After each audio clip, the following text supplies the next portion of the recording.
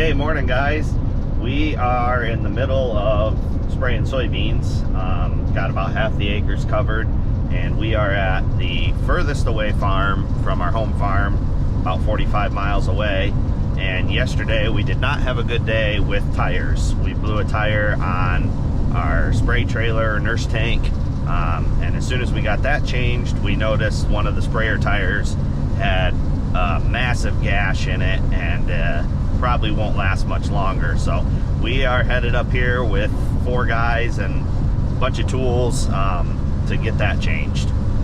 This was a working farm at one time. Grew a bunch of grapes up here, and there was a whole separate crew that ran the grape operation here. So there is a shop and air compressor and a bunch of tools. So if it was if it had to happen somewhere besides the home farm, it's good to happen here. And luckily we put new tires on the other sprayer last summer, and they are the same size for this sprayer. We kept 2 of the tires that we took off as spares, which now we're really glad we did. So we just are bringing a tire with us, and then gonna grab the tire and rim off the sprayer, run it to a local repair shop, and then have them dismount it and remount the new used tire. So shouldn't be too long, shouldn't be too tough of a project, but you'll get to see it. That's not gonna work. We gotta use this piece and the short piece. All right, let her go. She's got enough oomph to get up off the ground.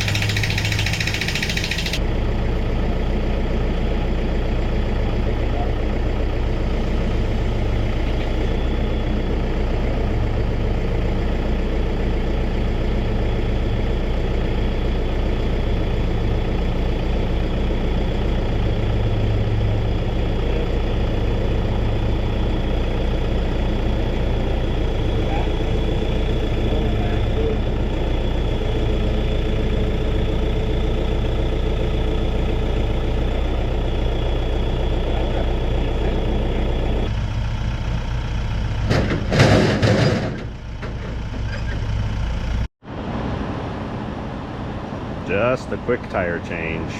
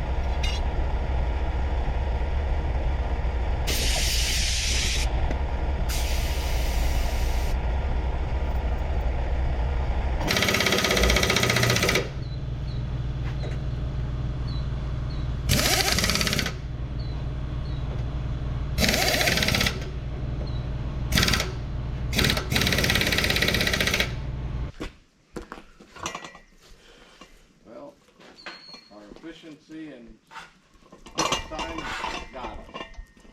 Yeah, well, it's kind of a rogue deal.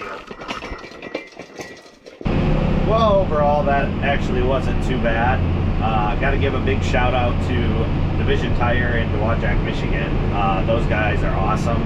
They changed a tire on our spray tender last night, and they jumped right on the sprayer tire this morning and got us back going. So big shout out to those guys. This is what we would call our post-emerge pass on soybeans. So we sprayed this ground before we planted, and now it hasn't been sprayed since then. So we're doing one more pass, and this will be it until harvest. We will spray the corn one more time before harvest. We'll put a fungicide on right about when the corn tassels, but we will hire a crop dusting service to do it with an airplane. Our deer sprayer is not tall enough to get over tasseled corn. Last year we demoed a Hagie sprayer, and then obviously we just demoed the New Holland sprayer because those have about a foot more ground clearance than what the deer sprayer has. So they are able to get over the top of tasseled corn where we can do our own fungicide application. This is a pretty simple mix that we're doing. We're just doing a generic Roundup Power Max or glyphosate, and then Liberty or glufosinate. No residuals. We're just trying to get the grass and broadleaves that's out here right now competing with the beans. The beans are just about to canopy over, meaning they are going to shade out all the weeds. So we're trying to kill them and then have the soybeans shade out the rest so it keeps us clean until harvest. Being that it's a simple mix like that, we can load pretty quick, especially because we have Dura Products auto batch pumps on both totes. So they are preset to the gallons as long as I get the tank empty and want to mix a full tank every time. They're preset. All you do is hit start, it meters out the chemical into the eductor, so we can load in about 10 minutes and be back to spraying. We have about 250 acres of beans left to spray here, and then a 2-hour drive home. And once we get back home, we will do a little grain bin tour update this afternoon. Some new things are there. They got some pipes up. The wet bin was starting to be built when I left this morning, so I assume that should be about half done. So we will do a little tour when we get back home later this afternoon. I'll show you how these Dura pumps work. You have your gallons preset here, and then hit start, and it'll meter it into the eductor.